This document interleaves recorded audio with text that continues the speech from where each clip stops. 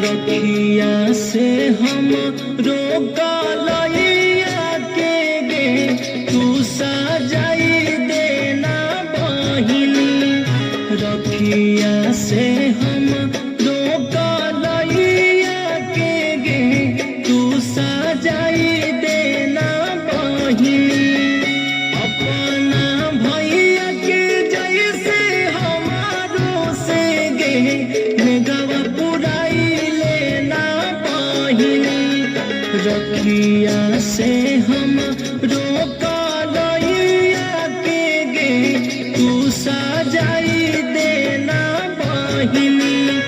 रखिया से हम रोका लइया के गे तू सजाई देना बहिनी।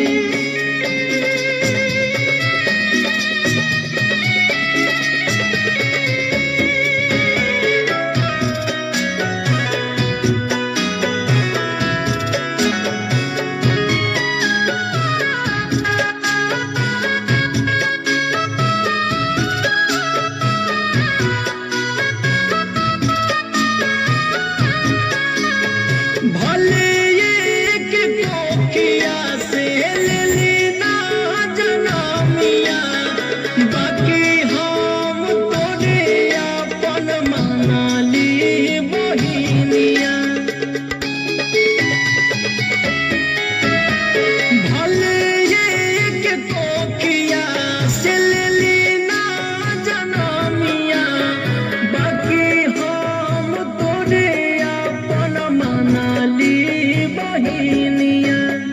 एके गो हौ दिलवा में लाला सानू दे तू पुराई देना बहिनी।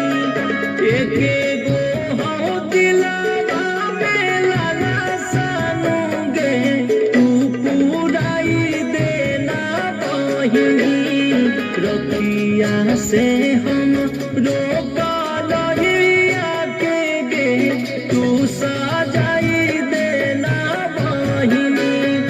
रखिया से हम रोका लइया के गे तू सजाई देना बहिनी।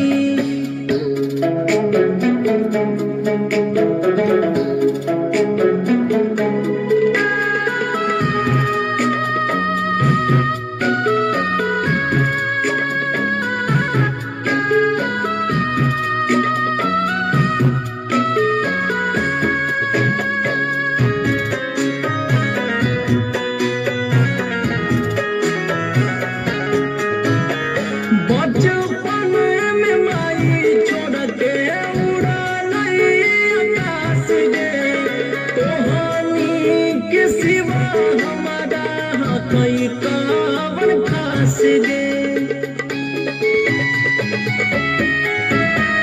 बचपन में माई छोड़ के उड़ालई आकाश गे, तोहनी के सिवा हकई कवन खास गे। राजा रौशन गिर से कुंदनवा के गे अपनाई लेना बहिनी। मनोज बंटी संदीप दिशावा के गे अपनाई लेना बहिनी।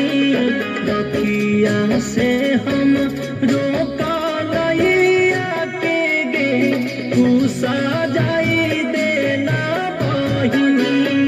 रखिया से हम रोक